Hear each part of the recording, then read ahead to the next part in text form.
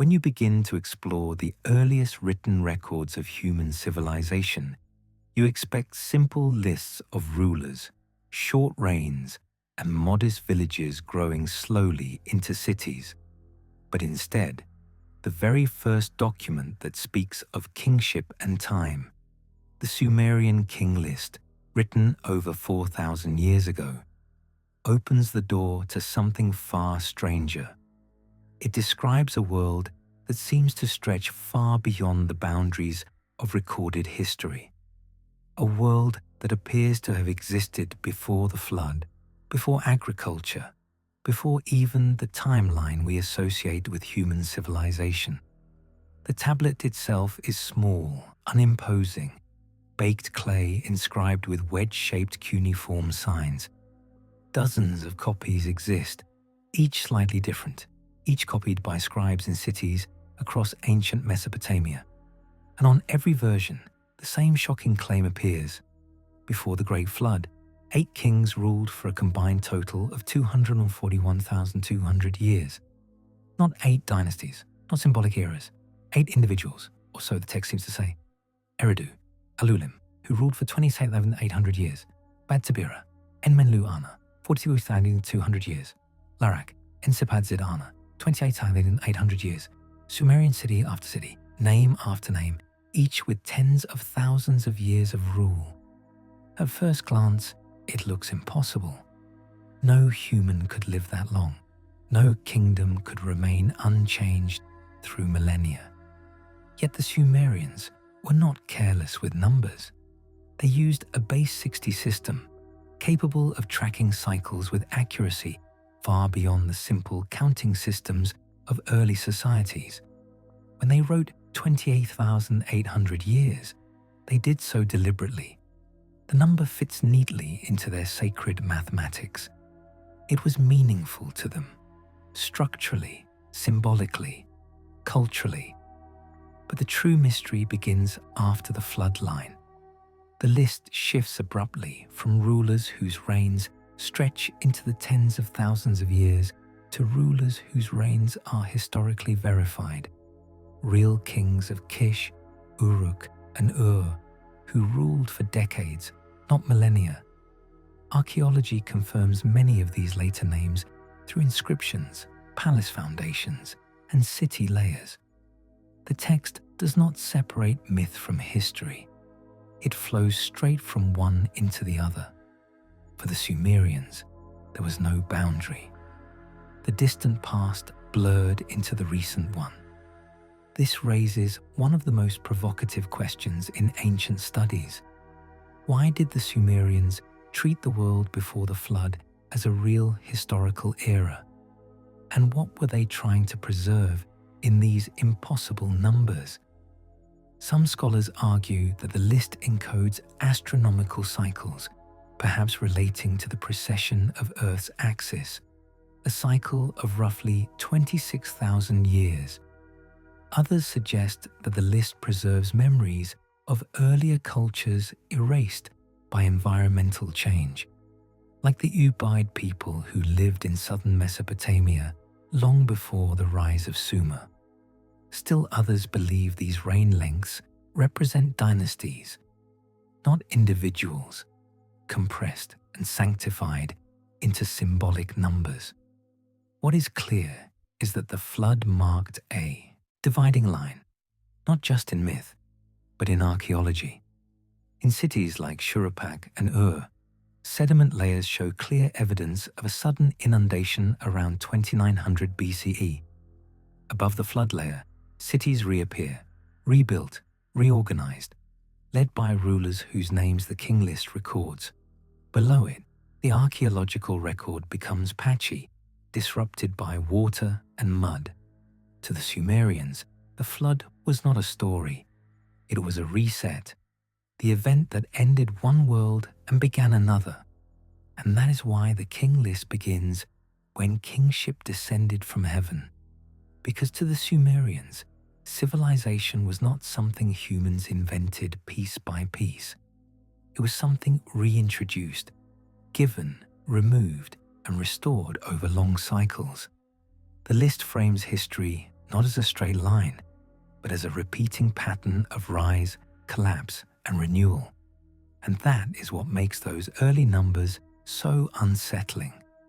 They imply that before the flood, before recorded time, there were eras of culture, kingship, and perhaps knowledge that vanished so completely that only their names and impossible reign lengths survived.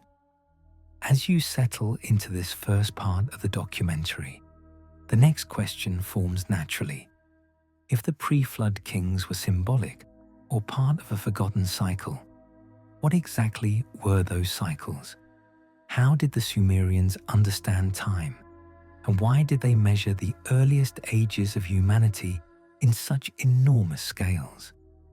That is where the story moves next, into the heart of Sumerian cosmology, mathematics, and the strange relationship between myth and the earliest layers of our history.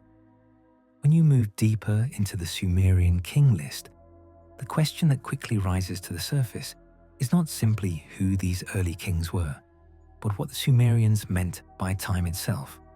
Because the numbers in the king list, 28,800 years, 36,000 years, 43,200 years, are not random.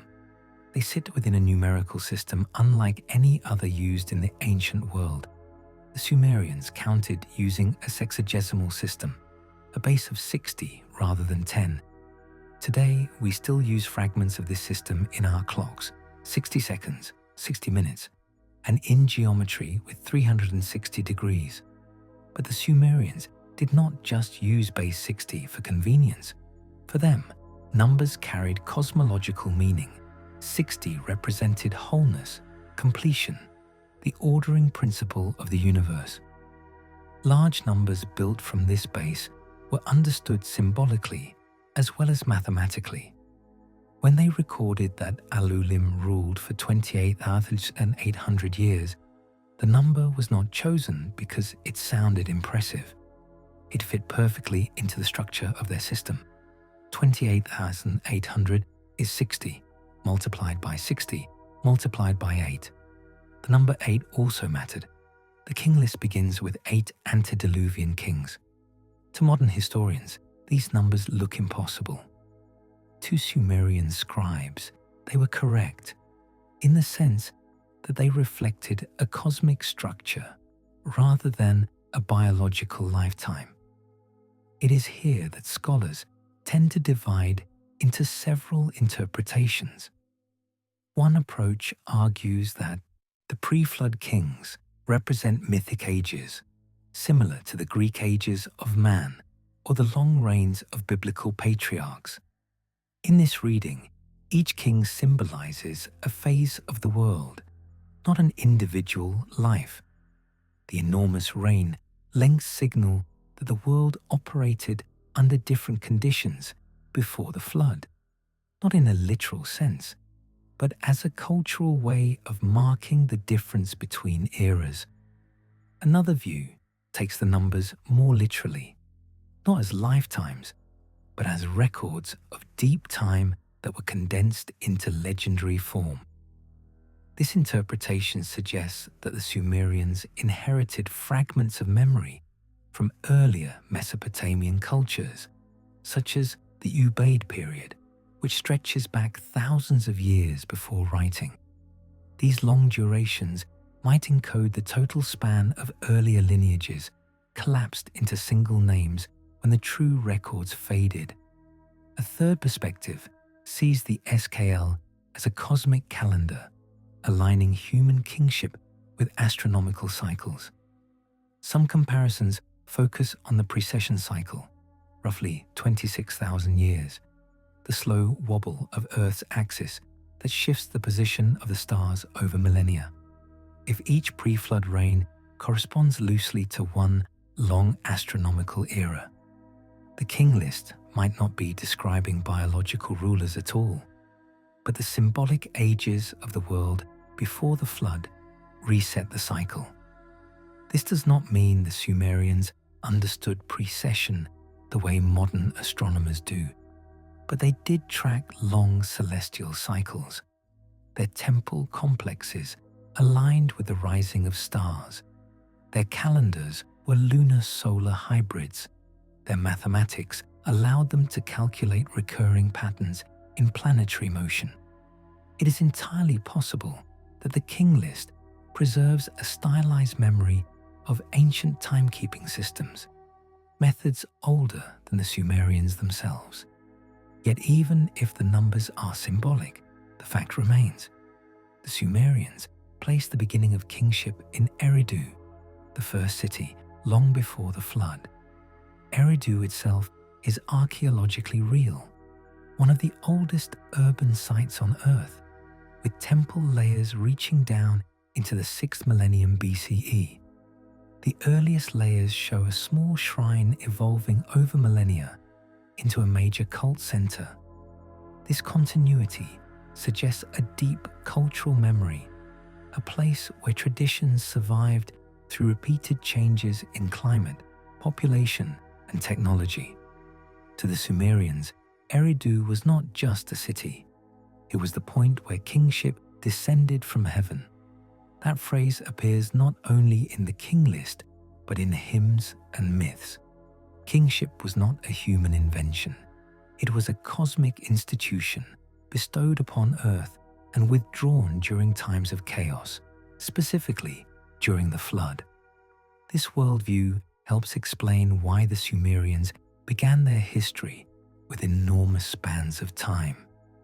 They did not see the beginning of civilization as the invention of writing or farming.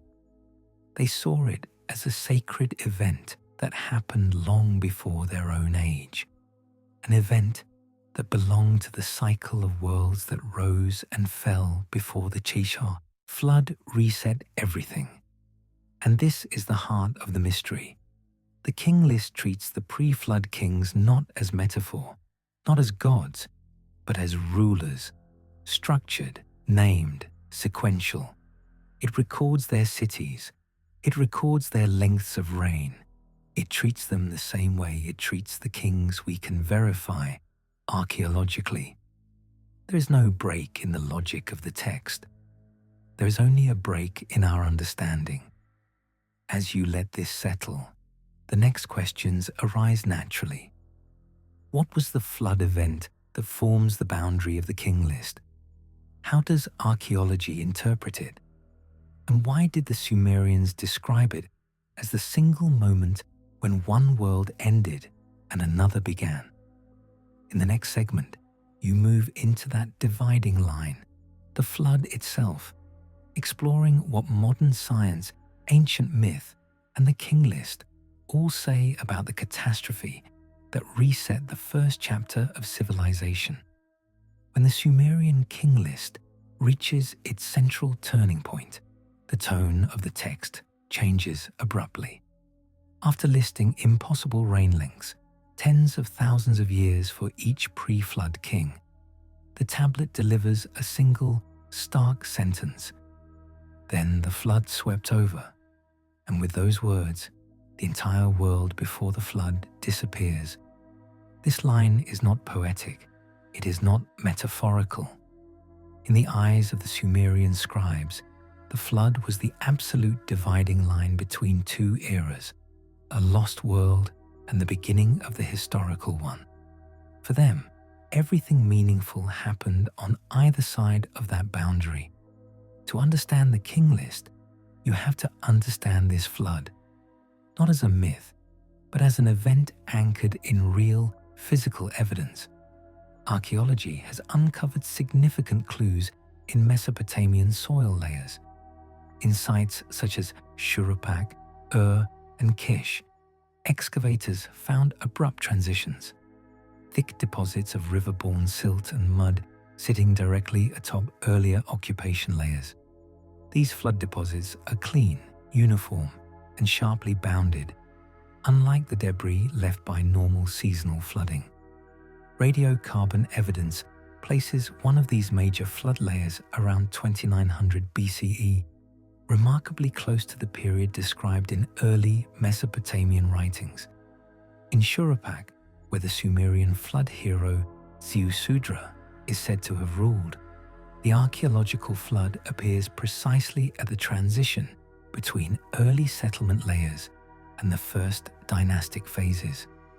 These findings do not confirm a single flood covering the entire world, but they do show that a devastating regional flood struck the heartland of early Sumer. Rivers shifted, plains drowned, and entire communities would have been wiped out. In a culture whose cities sat on the flat, open floodplain of the Tigris and Euphrates, a sudden, wide flood could appear apocalyptic. But the flood was more than water. It was memory. Mesopotamian climate records show that around this same time, sea levels were still rising from earlier meltwater pulses, and the Gulf coastline was creeping inland. The southern marshes expanded dramatically. The earliest cities, built on the margins of rivers and wetlands, faced increasing environmental instability. For the Sumerians, this instability was not just natural, it was cosmological. Floods, storms, and river changes were interpreted as divine acts, moments when the gods reshaped the world. This worldview is echoed in multiple texts, including the Eridu Genesis, where the gods decide to end the first age of humans because the world has grown noisy and chaotic.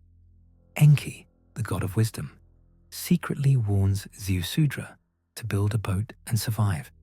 Here again, the king list matches the mythology.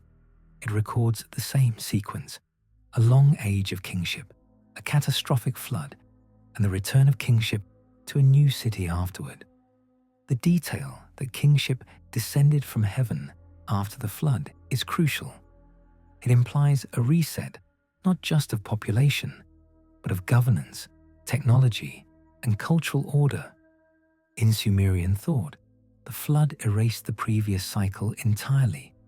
The world that followed was not a continuation, it was a restart. And this interpretation aligns with the archaeological record in more ways than one. After the flood layers, a new kind of society appears. Cities become more structured. Monumental architecture expands. Administrative tablets multiply. Complex irrigation networks take shape. Writing becomes widespread. It looks like sudden innovation, but the Sumerians did not see it that way. They believed they were recovering, not inventing, retrieving knowledge that had existed before the flood but had been lost. This belief explains one of the great puzzles of early Mesopotamian archaeology, often called the Sumerian problem. The earliest Sumerian cities appear almost fully formed. They have temples, administrative systems, writing, metallurgy, and sophisticated mathematics. These developments arise too quickly to match the slow, gradual build-up we expect from early urbanization. The king list provides the Sumerian explanation.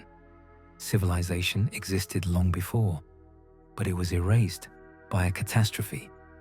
What the king list preserves may not be literal reign lengths, but a cultural memory of deep time, eras so old that only fragments survived the flood. The enormous numbers serve as markers, signaling that these early kings belong to a qualitatively different world. The flood, then, is the moment when that world ended. It is tempting to ask whether the Sumerians invented the flood story independently, but similar narratives appear across the Near East.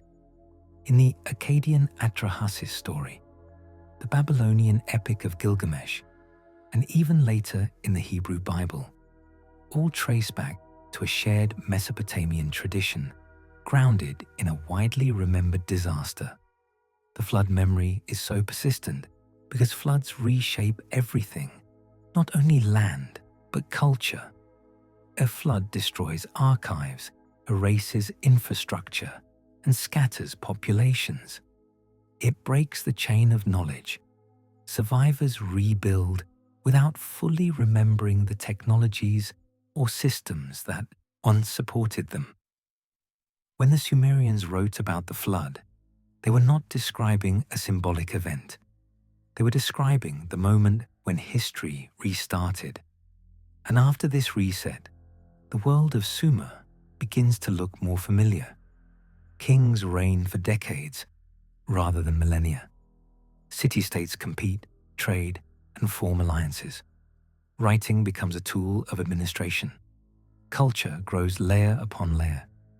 But this creates a second mystery.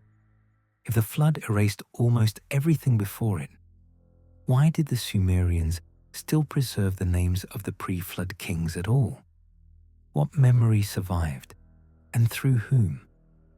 In the next segment, you follow the thread into Eridu, the city where kingship first descended, and into the archaeological and mythological role of this ancient sanctuary, a place that may hold the oldest continuous tradition of human sacred architecture in the world.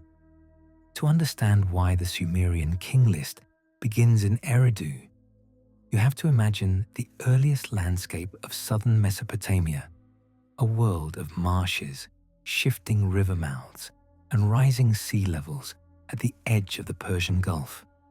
It was here, on a patch of slightly higher ground along ancient wetlands, that people began returning to the same place again and again for reasons we still do not fully understand. Over thousands of years, layer upon layer of construction built up what archaeologists now call Eridu, a city older than any other known in Sumer, and one that held a special place in Sumerian memory. When excavators cut through the mound of Eridu in the 20th century, they uncovered not one temple, but 20, stacked vertically, each built on top of the previous one, reaching back more than 7,000 years. These temples were dedicated to Enki, the god of wisdom, fresh water, creation, and the deep abyss known as the Abzu. The continuity of worship at this site is unmatched anywhere in the ancient Near East. It suggests that Eridu was more than a city. It was a cultural anchor point, a place where traditions persisted across changing climates, migrating populations, and resets in society. The Sumerians believed Eridu was the very first city ever created. They wrote that kingship descended from heaven and was established in Eridu.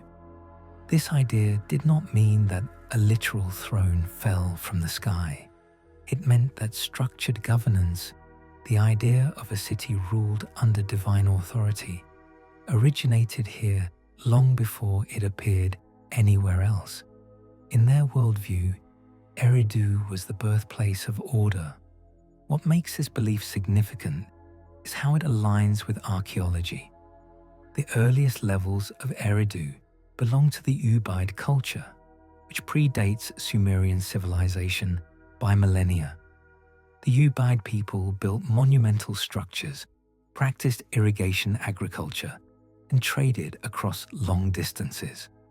Their culture covered a vast region stretching into Arabia and Iran.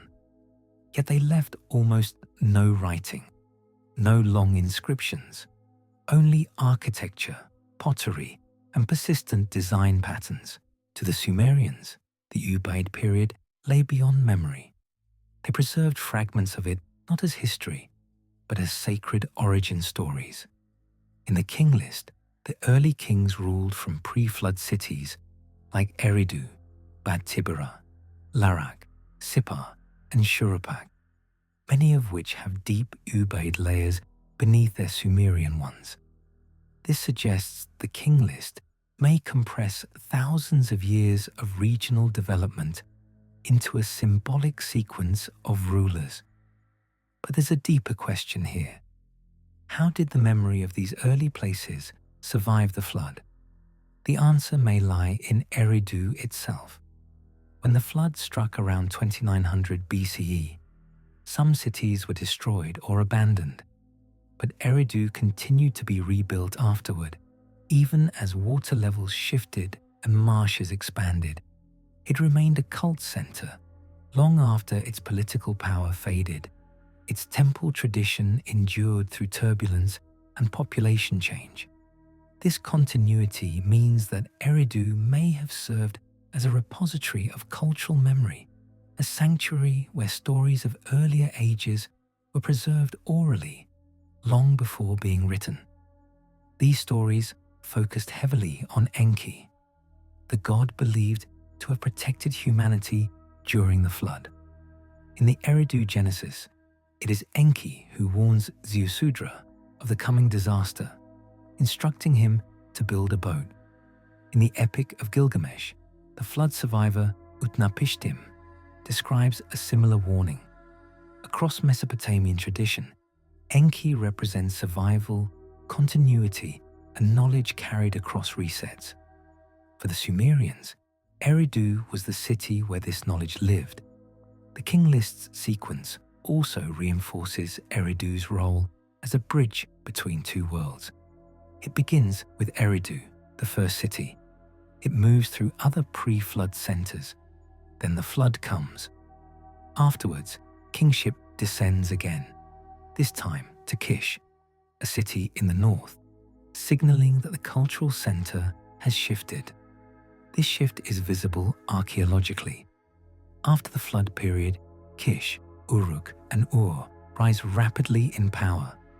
Eridu becomes more symbolic than political, but its mythic importance remains. It is the remembered birthplace of civilization, even if later cities dominate the historical record. What makes Eridu especially intriguing is the dramatic contrast between its early sacred role and its later decline. By the 3rd millennium BCE, the marshes surrounding Eridu had expanded so far that the city was no longer economically viable. Its inhabitants gradually left. The process was slow, but it demonstrates how environmental change could erase entire networks of memory. If Eridu had been buried under meters of mud or submerged beneath new marshlands, the earliest layers might never have been found. Instead, the site survived, just enough for archaeology to uncover its sequence of temples and confirm that the Sumerians remembered something real. Eridu was one of the oldest continuously occupied ritual centers on Earth. This is why the king list begins there. It is the closest point the Sumerians had to origins, not mythic origin in a supernatural sense, but cultural origin passed down through centuries of rebuilding and upheaval. And this leads to the next mystery. If Eridu preserved memory, what exactly did the Sumerians believe they had inherited? What were the me, the sacred decrees of civilization?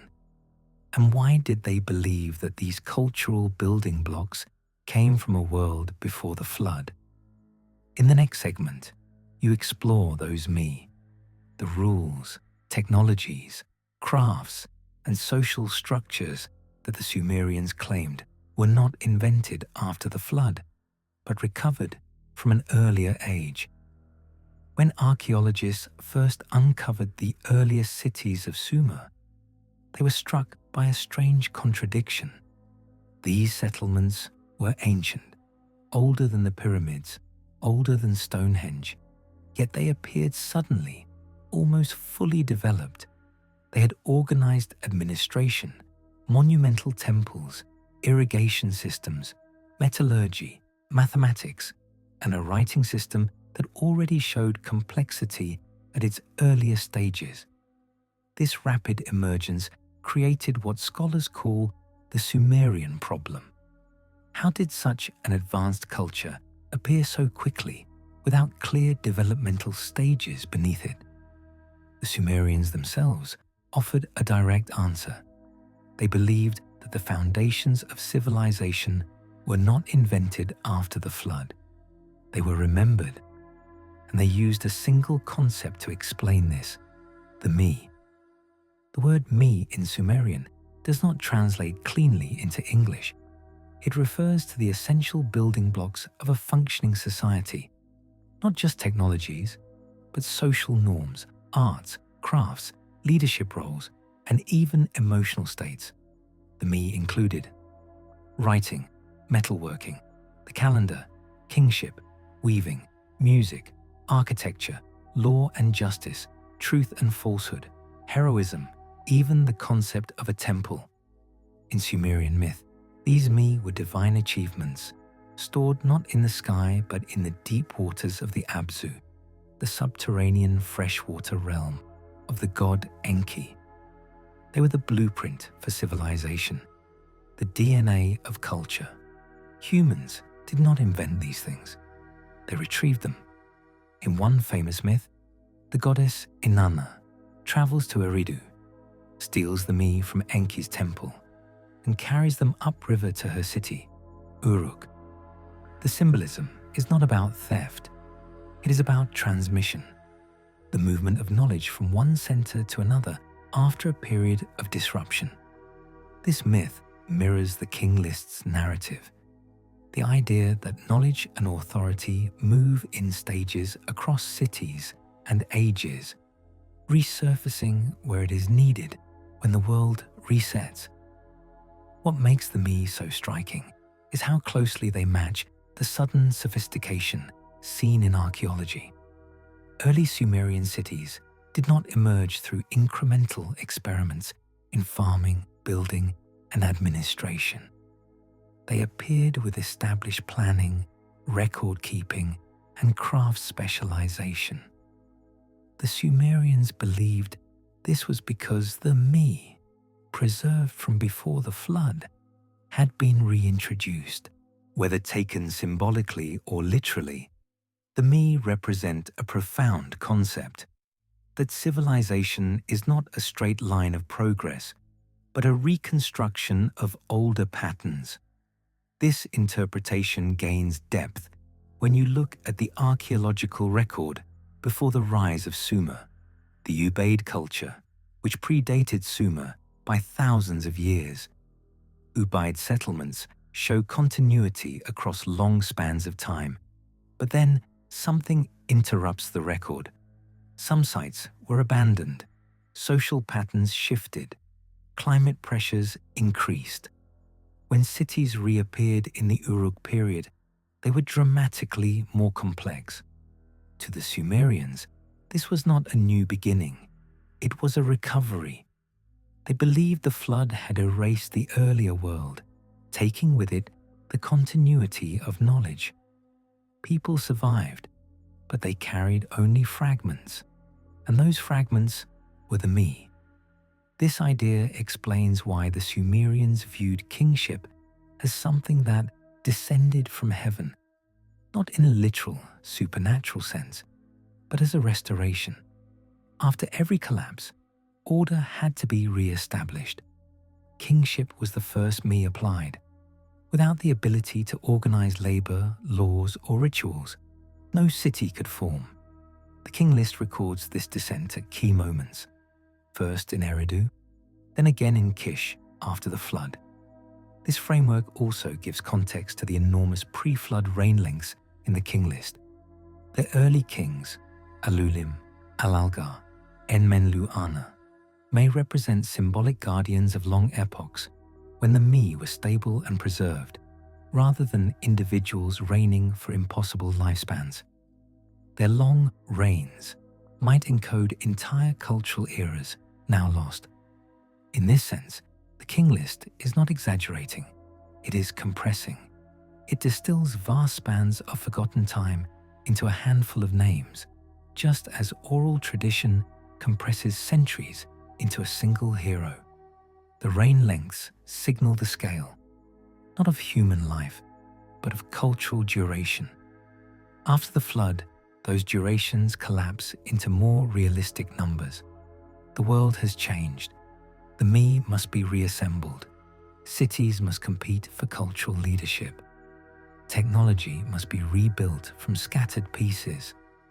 The flood is not only a boundary in the soil, it is a boundary in memory.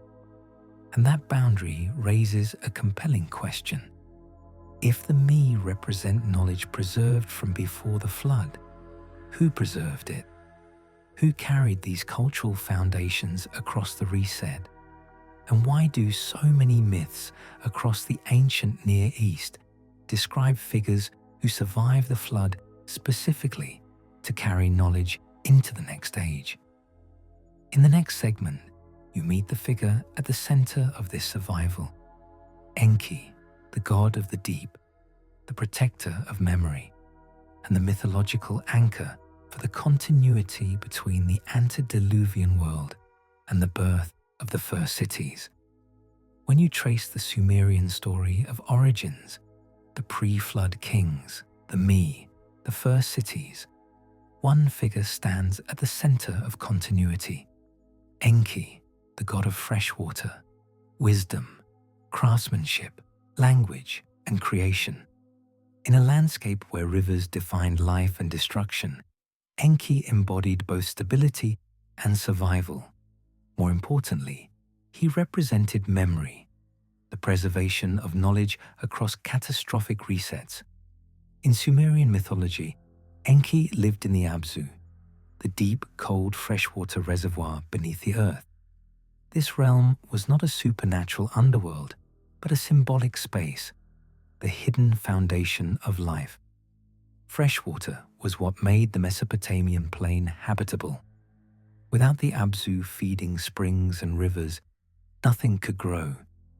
To place Enki there was to place him at the root of existence. And because the Sumerians linked wisdom to the origins of life, Enki became the guardian of the me, the blueprints of civilization itself. These me were not scrolls or objects, but principles. They were the instructions for how humans should build cities, create order, practice crafts, and govern themselves. In story after story, Enki protects or distributes these me, ensuring they survive transitions from chaos to order. But the clearest expression of his role comes in the flood myth, the earliest version of the story that later becomes the Babylonian account of Utnapishtim, and eventually the biblical story of Noah. In the Sumerian version, preserved in fragments of the Eridu Genesis, the gods decide to send a destructive flood to wipe out humanity. Only Enki dissents. He is the god who refuses to let the world be erased completely. The story says Enki speaks to a reed wall, not directly to the hero, because he is forbidden to intervene openly. Through this coded message, he warns Ziusudra, the king of Shuruppak, to build a boat large enough to survive the coming flood. This small narrative detail reveals something important about Sumerian thought. Even the gods must work within limits, but wisdom finds a way to preserve memory. Ziusudra becomes the carrier of civilization across the boundary. His boat is not only a vessel for survival, it is a symbolic capsule for knowledge. When the flood subsides, Ziusudra makes offerings, and the gods grant him life in the distant land of Dilmun, a place associated with purity and renewal. His survival marks the continuation of the me into the new age. In this myth, Enki is not merely protecting human life. He is protecting continuity, ensuring that the world after the flood does not have to start from nothing. This theme appears repeatedly across Mesopotamian literature. In stories of early kings receiving instructions for temple construction, Enki sends dreams or omens guiding them. In myths about craftsmen, Enki provides the skills needed to shape metal, carve stone, and design tools. In tales of law-giving and kingship, Enki supports rulers who restore order in periods of tension or instability. In magical texts, Enki's incantations are used to repair what has been broken, whether a ritual, a sick body, or a disrupted community. He is a god of rebuilding, not merely creation. This makes Enki essential to understanding why the Sumerians believed the world before the flood mattered at all. If the pre-flood kings were guardians of earlier eras, Enki was the guardian of the knowledge that allowed new eras to form. He connects the antediluvian world to the post-diluvian one, and this theological role mirrors what archaeologists see in the physical record. Cultural continuity in southern Mesopotamia is concentrated in a few key sites: Eridu, Uruk, where building traditions persist across millennia. These sites act like living repositories, where memory is maintained through ritual, architecture, and oral tradition. The flood layer marks a break, but not a complete erasure. Certain ideas, techniques, and cosmological structures remain. Later, Sumerian cities build upon foundations inherited from older cultures, even if they do not consciously understand the full history behind them. This is why Enki, more than any other deity, is associated with a deep past. His myths point backward, not forward. They hint at worlds that existed before the flood, at templates of civilization older than the archaeological record, at lost knowledge reframed through story. To the Sumerians, Enki was not just a god. He was the explanation for why civilization did not have to begin each time from scratch. And yet, even with Enki's guidance, something profound happened after the flood. The center of power shifted. Kingship was said to descend again, not to Eridu this time, but to Kish, a city that would lead the first historical dynasty. This shift raises a critical question. Why did kingship move? What changed politically, environmentally, and culturally after the flood that reshaped Mesopotamia's map? In the next segment, you move into the emergence of Kish and the new age of historically verifiable kings. The first names in the king list that archaeology can confirm, and the first rulers who bridge the mythic world and our documented past. When the Sumerian king list reaches the moment after the flood, the text shifts tone completely. The impossible reign lengths vanish.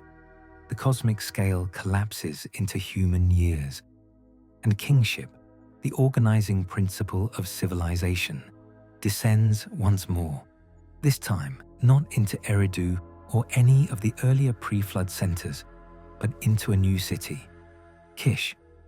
This transition marks the start of historical time in Sumer. It is the point where archaeology, inscriptions, and written records begin to align. The decision to place kingship in Kish was not arbitrary. Kish was located in the northern part of Sumer, where the land rises slightly above the southern marshlands. Unlike Eridu, which lay near the unstable shoreline of the ancient Persian Gulf, Kish sat on firmer ground at a natural crossroads of trade. After a major flood event, when cities in the south were weakened or damaged, Kish would have held strategic advantages. Archaeological layers confirm that Kish was flourishing in the early 3rd millennium BCE, around the time the king list describes. Its buildings grew in size and complexity. Pottery styles show increasing contact with neighboring cultures. And perhaps most importantly, its rulers begin to appear in inscriptions that historians can verify. Among the earliest kings of Kish is Etana, a figure who straddles the line between myth and history. The king list describes him as the shepherd who ascended to heaven and secured the kingship for mankind. This does not mean he literally flew into the sky. Rather, it reflects a belief that he established the legitimacy of post-flood kingship itself. In myths, Etana seeks a plant of birth, symbolizing fertility and political renewal. themes expected of a leader after a major societal reset. Another early ruler linked to Kish is Enmebaragesi, the first king in the entire list, whose existence is archaeologically attested. His name appears on fragments found at Kafaja, confirming that at least part of the king list is grounded in real history. This is the moment where myth and fact intertwine most tightly, where legendary narratives overlap with physical evidence. This convergence is crucial. It shows that the king list was not a random mix of fantasy and political propaganda.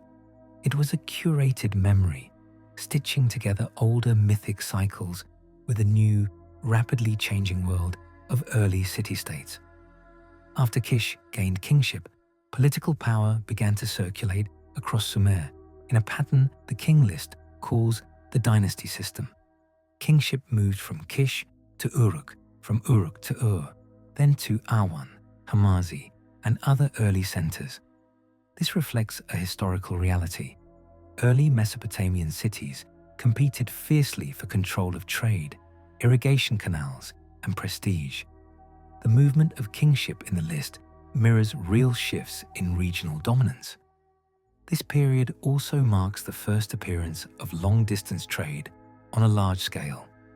Mesopotamian cities imported copper from Oman, timber from the Levant, lapis lazuli from Afghanistan, and gold from Anatolia.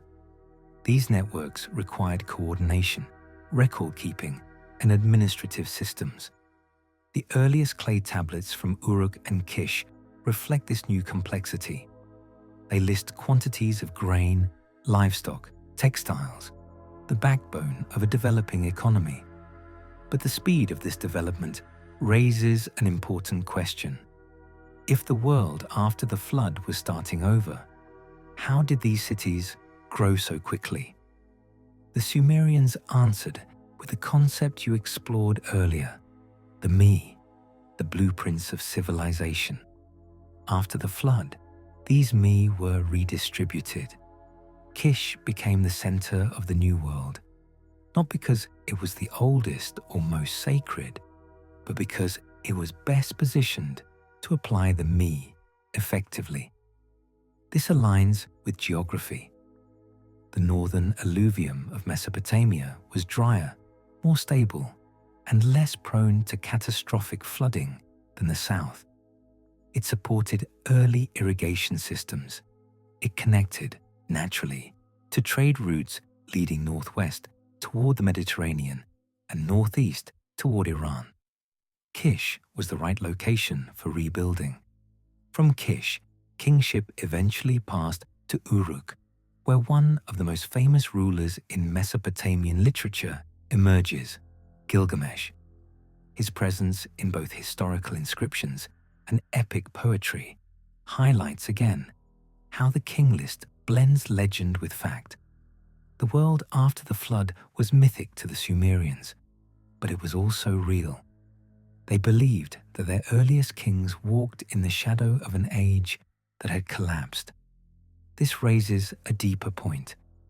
While the pre-flood world is remembered only in fragments, the post-flood world documents itself thoroughly.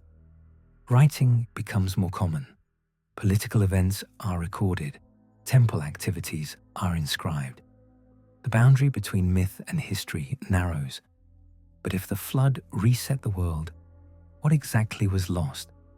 And how did the Sumerians imagine the world before the flood, the antediluvian period, as different from their own?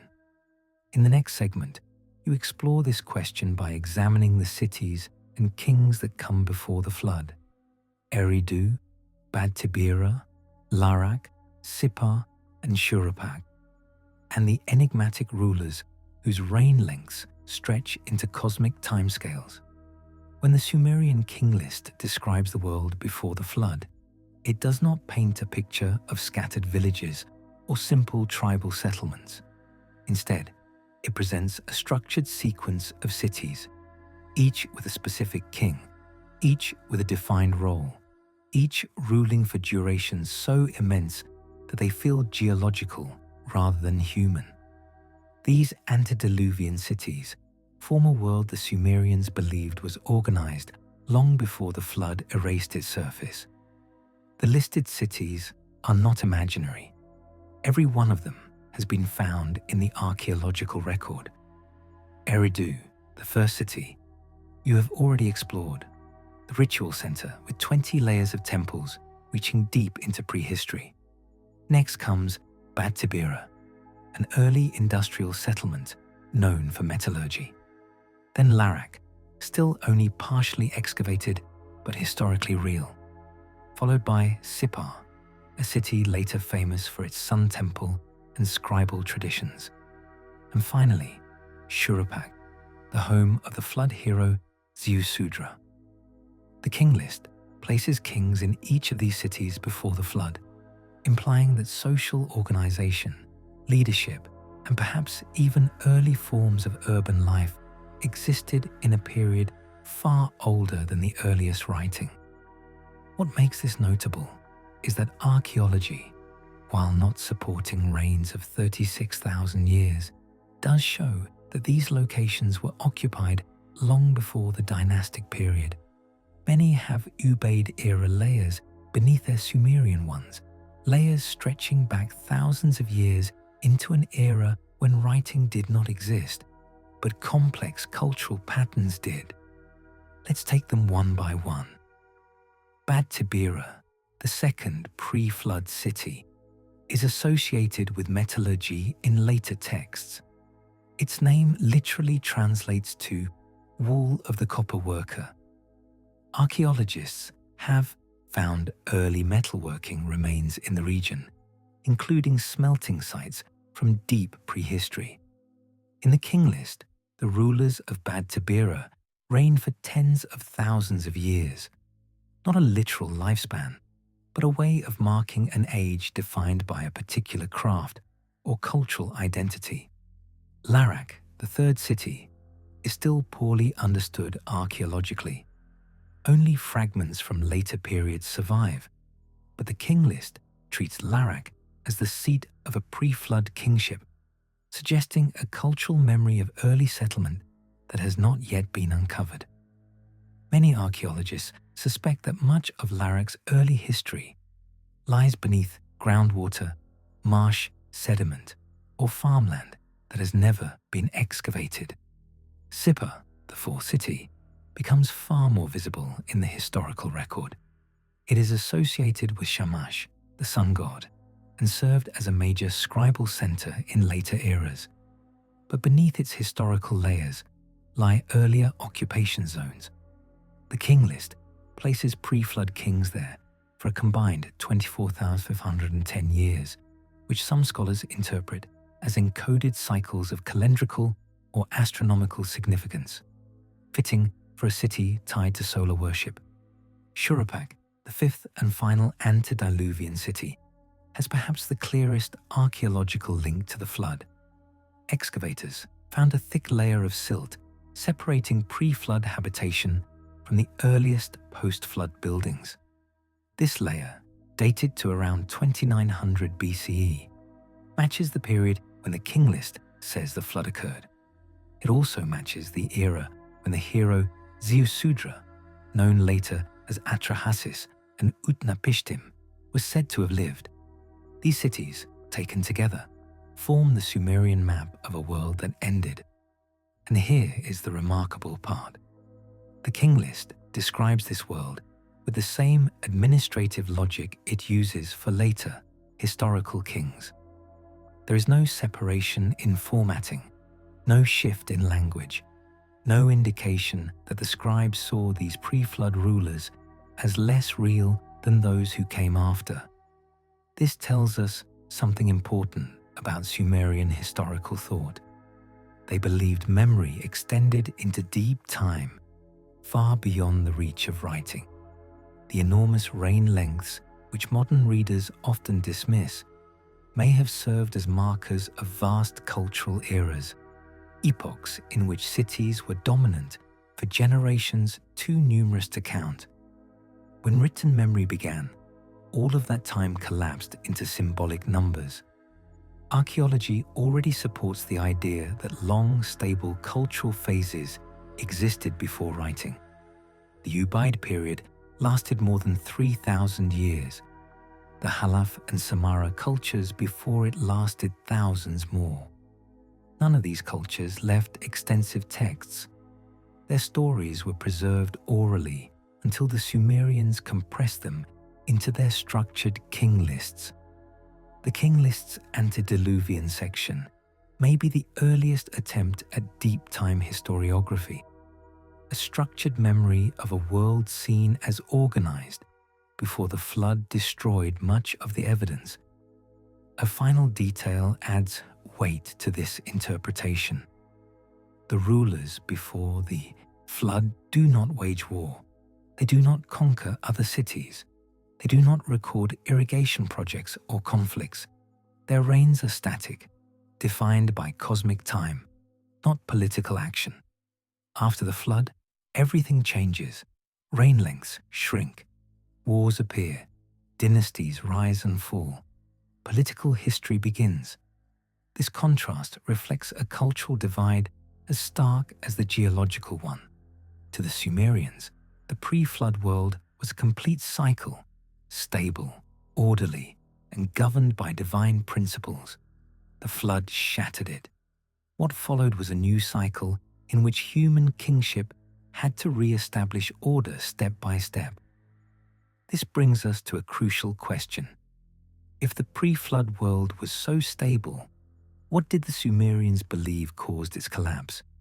Which forces, natural or divine, ended the first age of kings?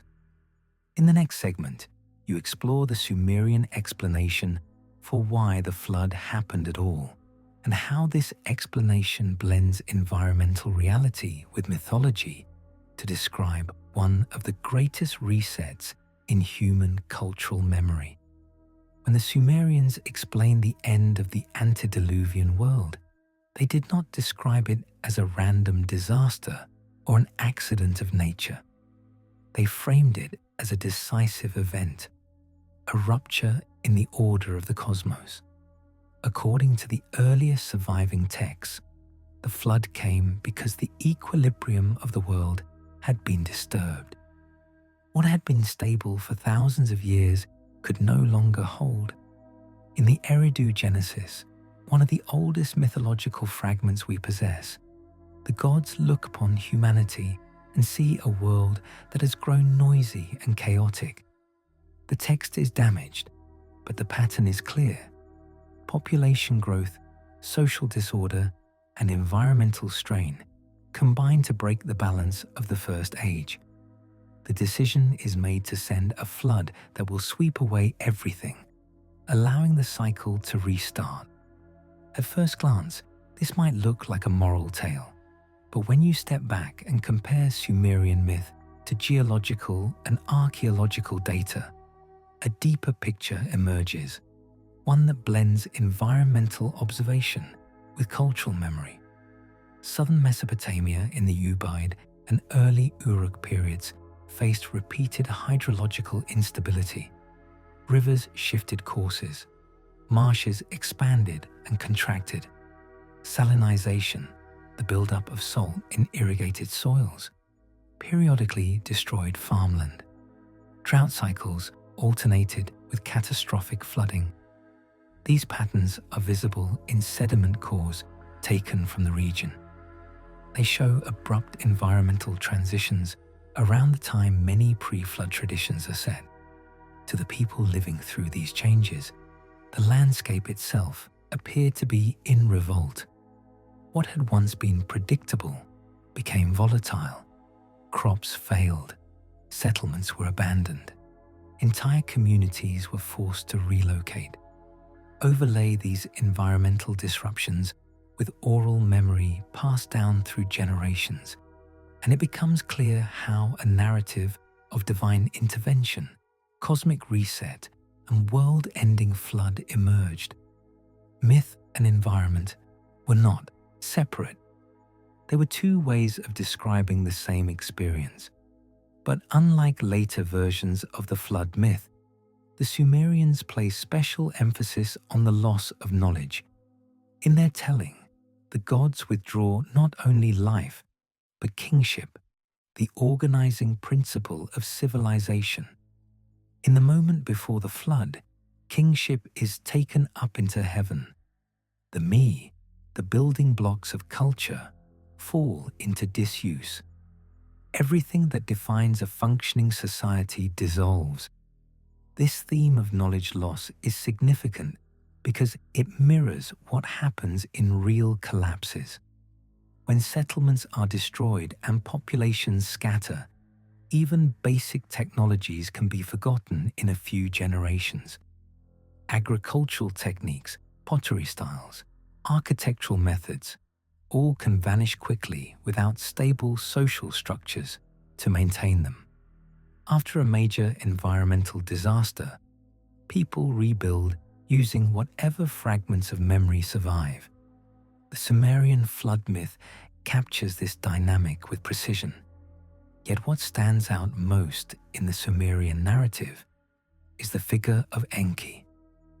While the other gods agree to the destruction of the world, Enki refuses to let knowledge disappear completely. He preserves continuity by warning Ziusudra, the last king before the flood, ensuring that at least one human survives to carry fragments of the old world into the new one. This detail is consistent across Mesopotamian literature. Whether the hero is called Ziusudra, Atrahasis, or Utnapishtim, he is always the last ruler of Shuruppak, the final city before the flood, and he always survives thanks to Enki's intervention. His survival represents more than life, it represents memory. Archaeology supports the idea that Shuruppak was a major center of culture before the flood layer buried part of the city. Tablets from the early dynastic period show strong literary and scribal traditions there. Although writing did not exist in the deeper layers, the long habitation of the site suggests it was a place where stories and traditions were preserved orally. To the Sumerians, the flood was not merely a punishment or an act of destruction. It was a reset, a cleansing of accumulated disorder. In their worldview, cycles were essential. Every age had a beginning, a peak, and a decline.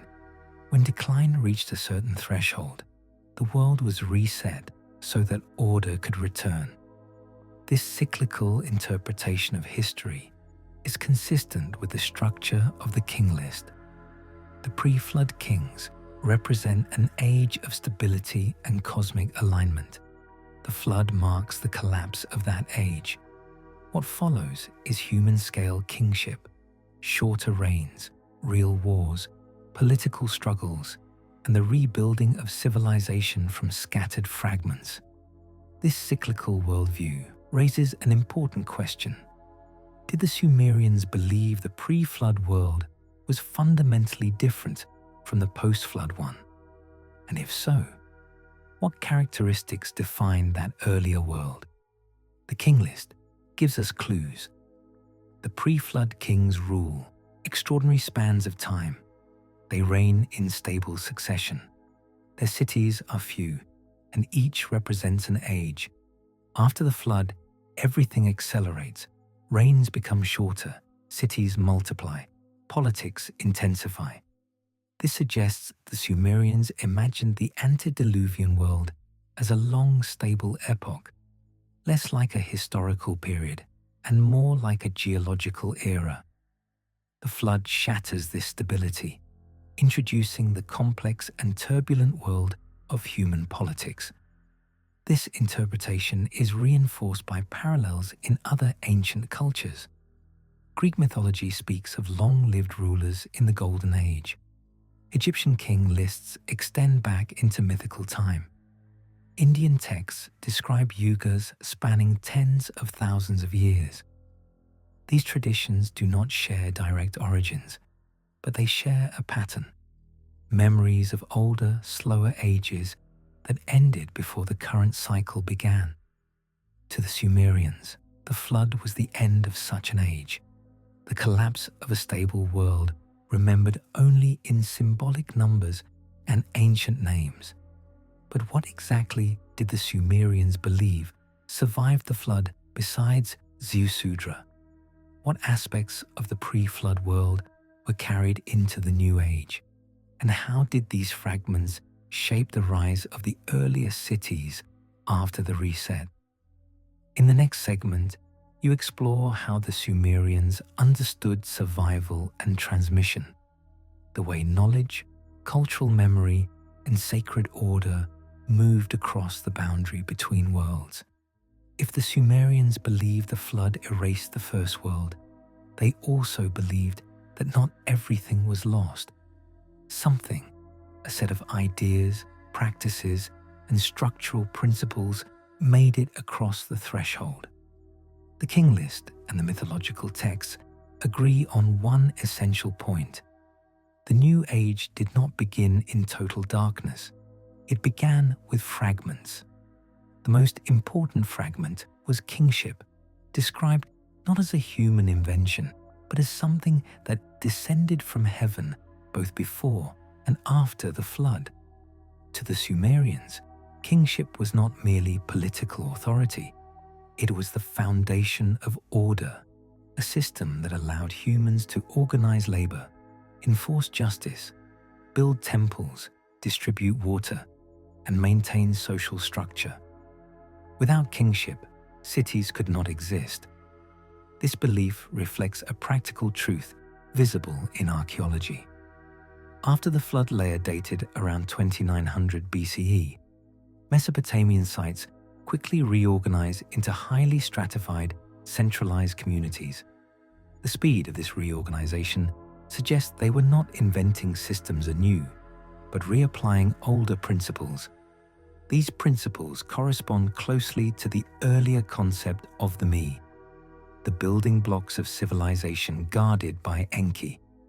The me contained instructions for economic administration, irrigation and agriculture, ritual practice, metalworking, writing, measurement, craft specialization, and the social roles needed to maintain order. These were not just technical skills. They were the framework that allowed a rebuilt world to make sense. If a society had lost everything, these principles would be the first steps to reconstruct urban life.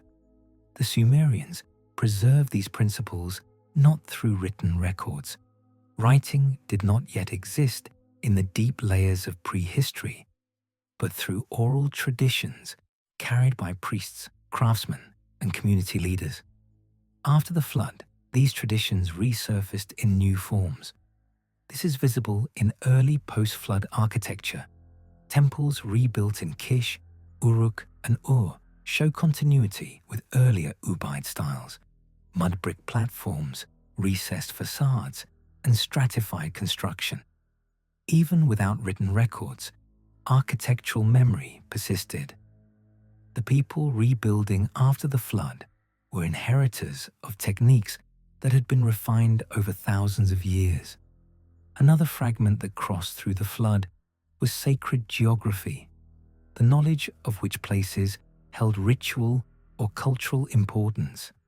Cities like Eridu, Ur, and Shuruppak had deep histories before the flood. After the flood, these sites continued to be revered even when political centers shifted elsewhere. The King List reflects this persistence.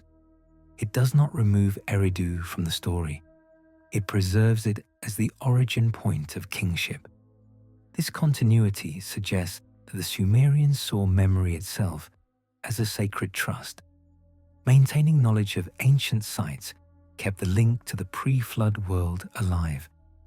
A third fragment that survived was mythic lineage, the idea that rulers of the New Age were connected to those of the Old Age. Early Sumerian kings claimed legitimacy not only through military strength, but through lineage, divine favor, and association with ancient figures. This was not a political strategy in the modern sense. It reflected a sincere belief that kingship was a cyclical institution, returning again and again through chosen rulers. The king list reinforces this by presenting history as a single continuous timeline, even though it spans two fundamentally different worlds. It treats pre-flood and post-flood rulers with the same formal structure, implying that kingship itself never died. It was temporarily withdrawn and then restored.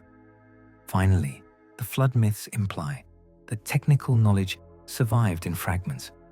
Ziusudra, the flood survivor, is depicted not as a simple farmer, but as a king with ritual and administrative expertise.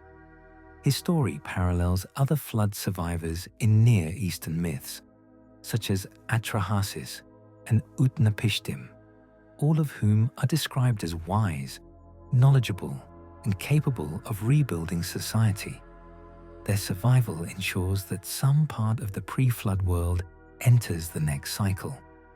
Archaeology shows that early dynastic Mesopotamia did not begin with primitive experimentation.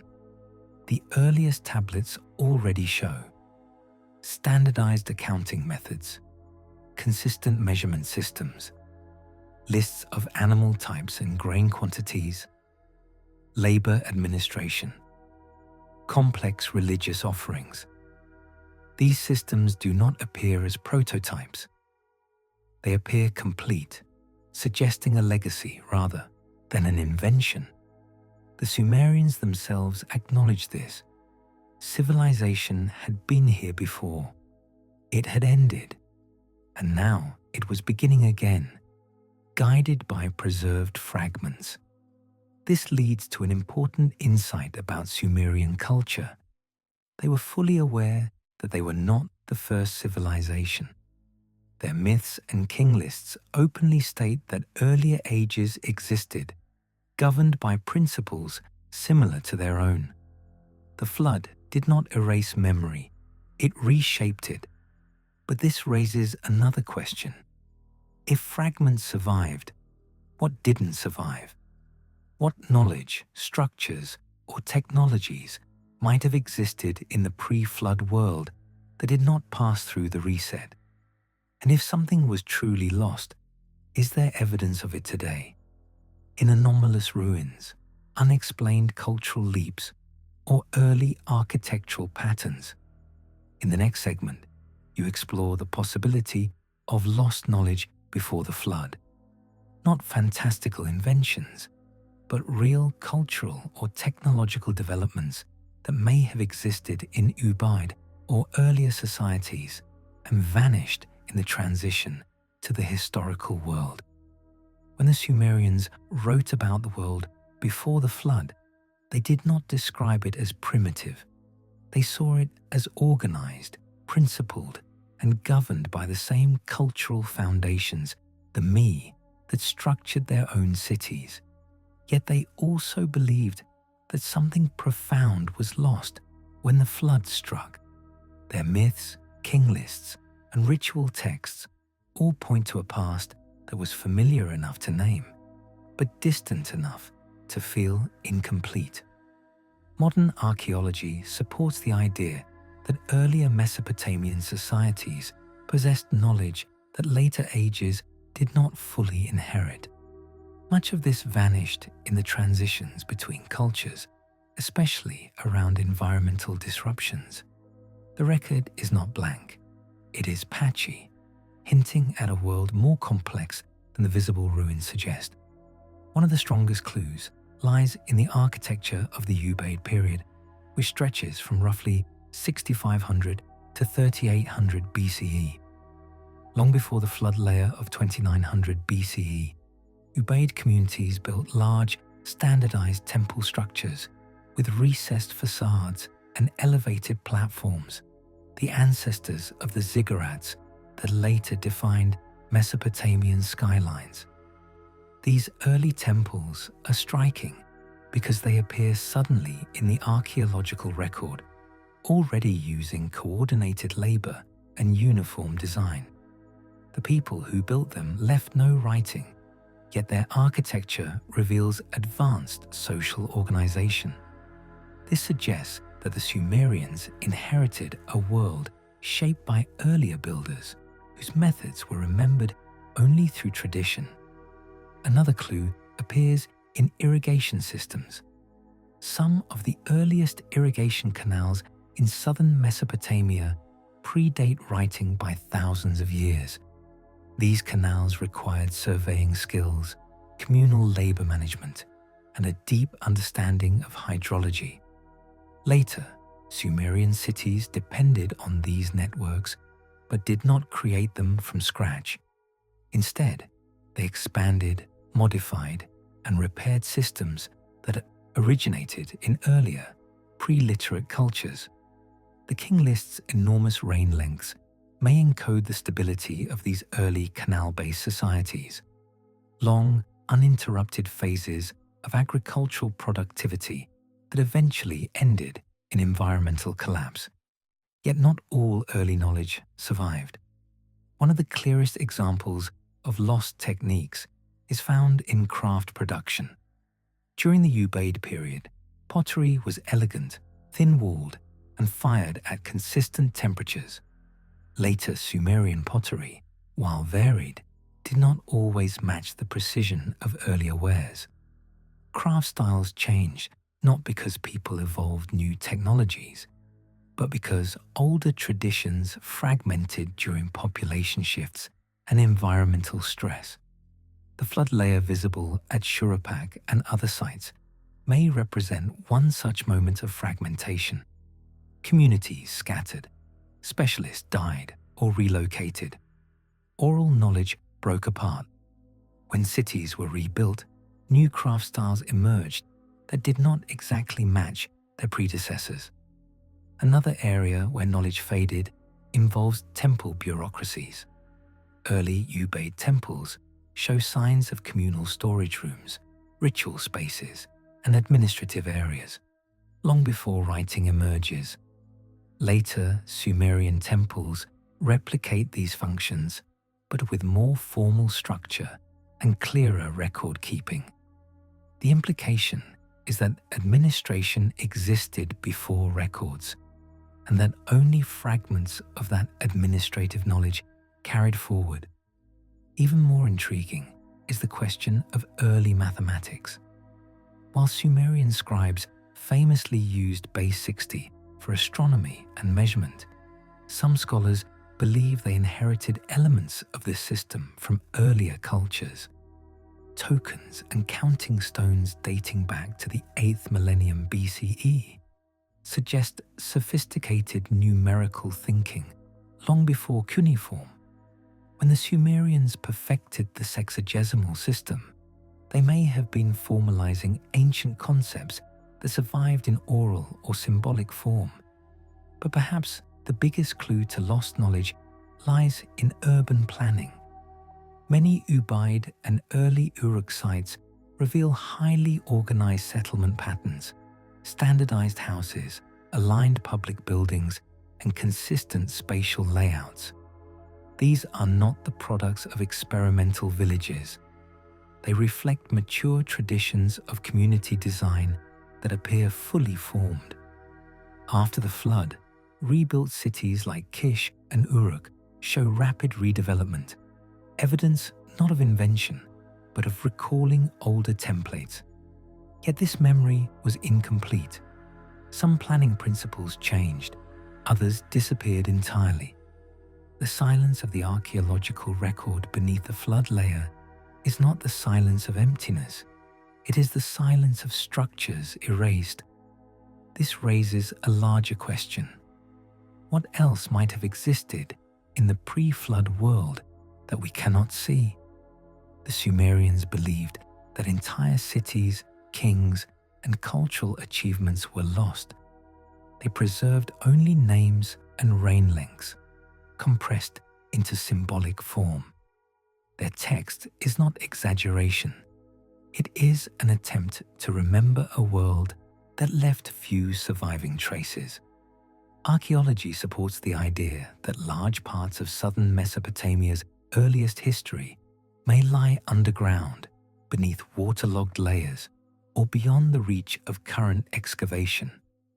Rising sea levels in the early Holocene submerged ancient coastlines.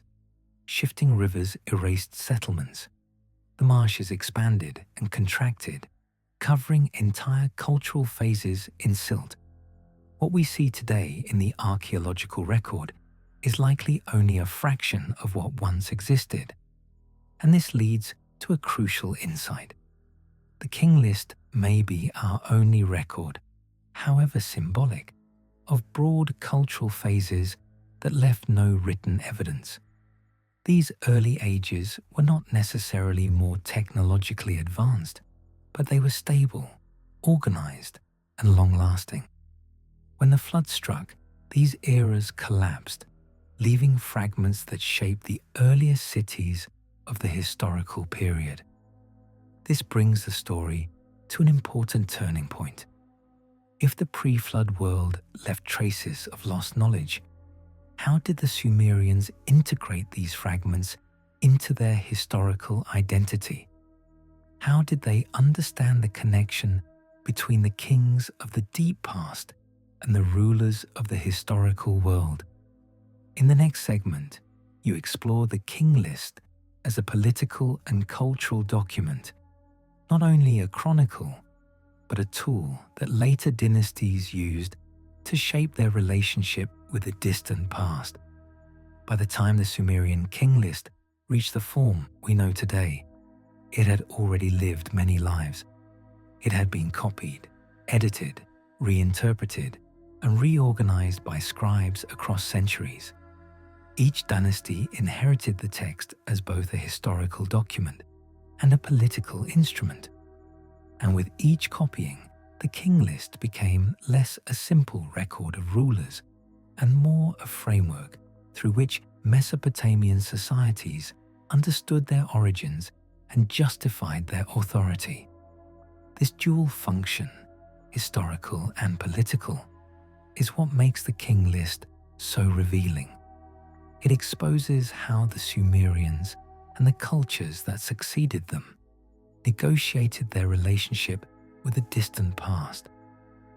The first clue that the king list was adapted over time lies in the variations among its surviving versions. More than a dozen tablets, some fragmentary, some nearly complete, show subtle but meaningful differences. Certain kings appear in one version and not another. Reign lengths shift. Entire city sequences are rearranged. Yet the structure remains consistent. Pre-flood kings with immense reigns, the flood as a boundary, and then dynasties with increasingly verifiable rulers.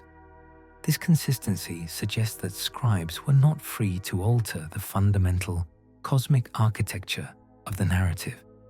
They could adjust names or durations, but the idea of a pre-flood world followed by a reset was fixed.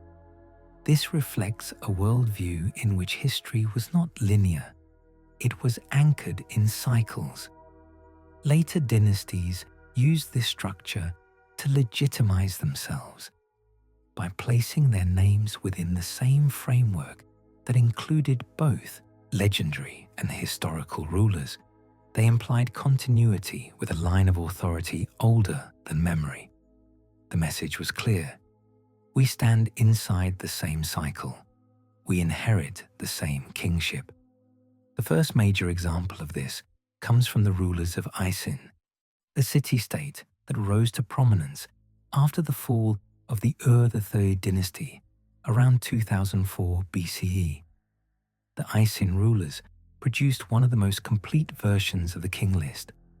In their edition, they emphasized their city's role as the rightful heir to kingship after the collapse of Ur. By embedding themselves in the king list's sacred timeline, they strengthened their claim to lead Sumer. This pattern repeats across Mesopotamian history. The Babylonians, especially under the rule of Hammurabi, adapted the king list to place their own dynasty within the long chain of succession. The Assyrians did the same, extending their genealogies deep into the past to connect themselves with ancient origins. Even later cultures, such as the Chaldeans and Seleucids, reference these deep timelines to position themselves within an established cosmic order. In each case, the ancient past served as political capital. But the king list did more than legitimize kings. It codified a worldview. It presented history as something that moved through eras defined by order, collapse, and renewal. Every dynasty existed within a grand pattern. When a city lost kingship, its fall was seen not as a failure, but as part of a cycle that could eventually return. This cyclical view allowed the Sumerians to interpret instability and conflict not as chaos, but as expected transitions. This perspective is striking because it resembles the structure of geological and climatic cycles that modern science recognizes today. Long phases of growth interrupted by abrupt shifts. The king list mirrors this natural rhythm, whether the scribes understood the environmental forces behind it or not. The political adaptations of the king list also reveal something unexpected. Later rulers shortened the immense reign lengths of the early kings. Some versions reduced tens of thousands of years to hundreds or even decades.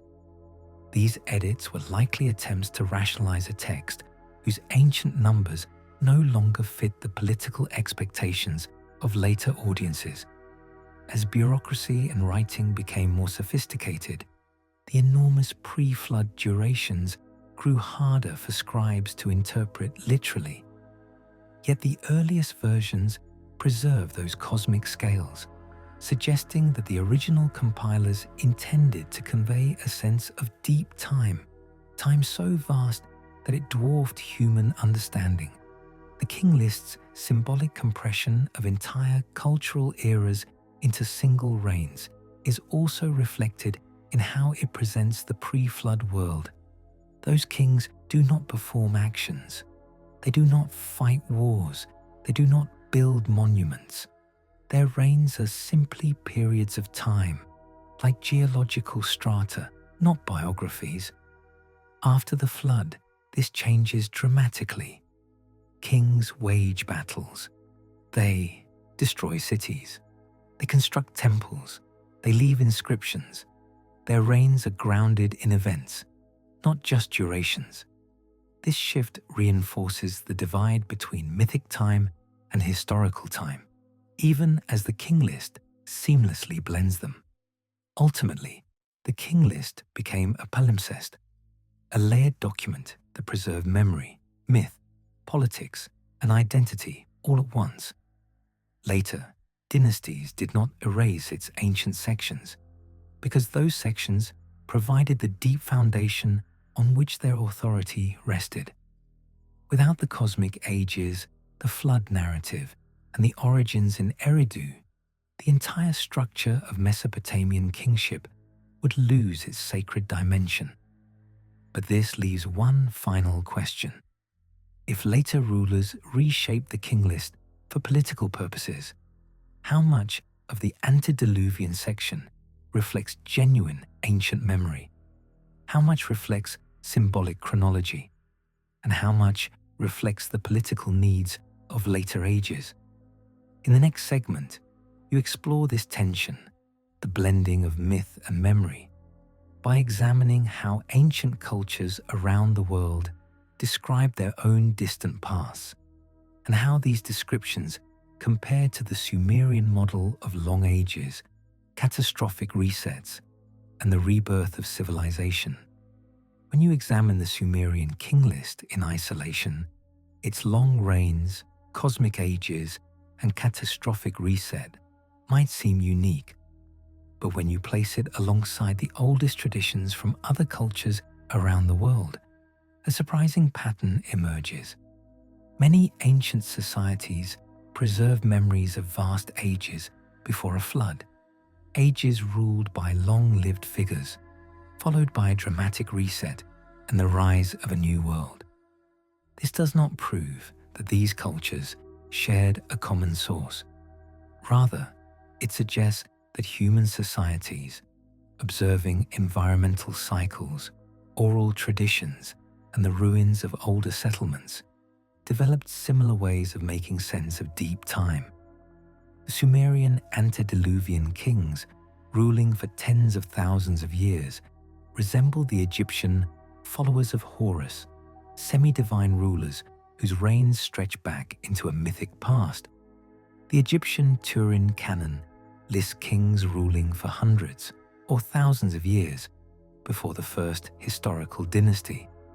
Like the Sumerians, the Egyptians viewed this early age as a period of stability, governed by beings who were not quite human, followed by the rise of normal rulers after a transition. In Greek tradition, the ages of man describe long periods, golden, silver, bronze, in which humans lived differently, often longer, before disasters ended each age. The Silver Age ends with Zeus destroying humanity for its arrogance. The flood of Deucalion then resets the world, echoing the Sumerian narrative of divine intervention and renewal. In India, the Yuga cycles divide history into epochs lasting thousands of years, each ruled by figures of diminishing lifespan and virtue. The earliest Yugas contain kings who live for tens of thousands of years. The transition between cycles often involves a flood or fire, a reset event resembling Mesopotamian tradition. Even in Mesoamerican cultures, such as the Maya and Aztec, the world is described as having passed through multiple ages. Each age ends with catastrophe. Each begins anew with reconstructed order. These narratives reflect a cyclical worldview, much like the Sumerian model. This does not mean all these cultures are describing the same events. The similarities tell us something about human memory itself. When societies encounter the ruins of older cultures, unexplained architectural patterns, or dramatic shifts in the environment, they tend to interpret these as signs of earlier ages. Archaeology confirms that ancient civilizations often built upon sites much older than their own. In Mesopotamia, Ubaid settlements lie beneath Sumerian temples. In Egypt, pre-dynastic structures lie beneath early dynastic ones. In Greece, Mycenaean ruins sit atop Minoan foundations, themselves built atop earlier settlements. This layered history creates a real sense of continuity and discontinuity, of cycles that build, collapse, and rebuild. The Sumerians understood this intuitively. Their king list does not separate myth and history because they saw them as connected layers of the same long process. Myth explained what archaeology could not. Oral traditions filled the gaps left by floods, droughts, and population shifts. But there is another kind of memory to consider: environmental memory. Ancient communities recognized patterns in nature, cycles of river flooding, climate changes, and soil depletion. When these patterns became extreme, they interpreted them as the end of an age. The Sumerian flood myth may reflect a real event around 2900 BCE, but it also likely incorporates memories of earlier environmental shocks that shaped the region over millennia. This layering of myth, history, and environment helps explain why the Sumerian king list's early sections feel both symbolic and strangely grounded. The cities it names existed. The idea of kingship existed. Cultural continuity existed. But the way these elements are structured, long ages, stable eras, a sudden collapse, reflects a worldview tuned to cycles rather than linear progress. This perspective aligns closely with modern understandings of climate and societal development. We know that human populations grew and contracted across the Holocene.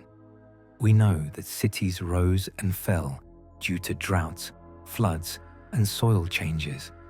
We know that early communities rebuilt after every disaster, carrying some memories forward while losing others. The King List captures this microcosm. Long, stable eras interrupted by sudden resets. Yet there is still one final puzzle. If the Sumerians saw history as cyclical, did they believe another flood, another reset would eventually come? And what did they think their place was within this ongoing cycle?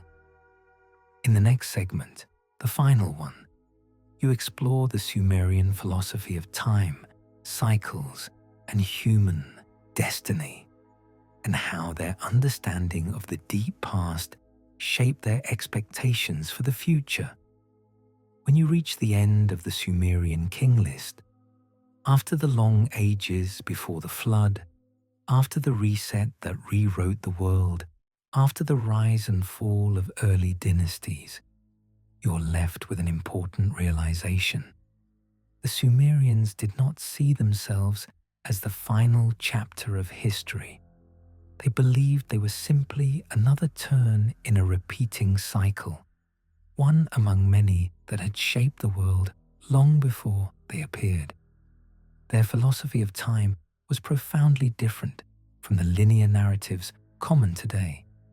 For the Sumerians, time moved in epochs, each governed by divine order, each lasting until environmental instability, moral disorder, or cosmic imbalance brought it to an end. When an age collapsed, kingship withdrew, knowledge fragmented, populations scattered, and when conditions stabilized, kingship descended again and civilization rebuilt itself. This pattern, establishment, flourishing, decline, collapse, renewal, is the backbone of the King List. It explains the enormous reign lengths of the antediluvian kings, the catastrophe of the flood, and the rapid rise of post-flood city-states. It also hints at an expectation. Just as the world had ended before, it could end again. The Sumerians expressed this idea indirectly through myth. In hymns to Enki, they praise him for restoring order after chaos, a pattern repeated countless times in ritual texts. In laments like the Lament for Ur, they describe cities abandoned, temples destroyed, and kingship relocated, not as anomalies, but as expected phases in a larger cosmic rhythm. Entire compositions mourn the fall of specific cities, but present these disasters as part of a divine plan that will eventually lead to renewal. This cyclical view is consistent with archaeological data. Mesopotamia's cities rose and fell repeatedly due to droughts, floods, salinization, and shifting river systems. Each collapse was followed by rebuilding. The Sumerians lived inside these cycles, and their texts reflect that awareness. What makes their worldview unique is that they extended this pattern back into deep time, far beyond written history. They believed the world before the flood was not fundamentally different from their own. It was simply an earlier cycle. The enormous rain lengths reflect stability, not biology. The flood marks the boundary between cycles, not the beginning of history itself. In this context, the King List serves a deeper purpose. It is not only a record of rulers, it is a model of how time works. It teaches that kingship is cyclical, not permanent. Cities rise and fall according to cosmic rhythms. Knowledge is inherited, not invented. Catastrophe is part of the structure of the world, not an interruption of it. Civilizations exist within eras much larger than themselves. This perspective influenced how the Sumerians saw their own place in history. They did not imagine themselves as pioneers standing at the dawn of civilization. They believed they were inheritors, custodians of knowledge preserved from an age destroyed by catastrophe. They also believed that the stability of their age depended on maintaining balance, proper ritual practice, justice, irrigation management, and respect for the divine order. If this balance broke, another collapse could follow. Modern archaeology supports this interpretation. Southern Mesopotamia underwent repeated crises caused by environmental stress. Some cities, like Ur and Uruk, rose to prominence multiple times across centuries. Others, like Eridu, faded into ceremonial significance. The landscape itself seemed to breathe, expanding and contracting societies as conditions shifted. The Sumerians saw this not as chaos, but as rhythm. And this worldview extends to how they imagined the future. Though no surviving text explicitly predicts another flood, many hint at the return of disorder at the end of an age. Hymns speak of gods withdrawing from cities. Prophetic texts from later periods describe kingdoms collapsing and returning to wilderness. These are not warnings, but acknowledgements that cycles continue. The king list ends, not with a final king, but with an open-ended structure, a list that could always be extended by the next dynasty. Its format anticipates future ages. Its silence at the end is intentional. History is ongoing, and the next cycle awaits. In this way, the Sumerians offer one of the earliest deep-time models of civilization. They understood that no society is the first or the last. They believed knowledge persists, but only in fragments. They recognized that environmental and political cycles repeat, and they placed themselves within a broader human story that began long before them and would continue long after.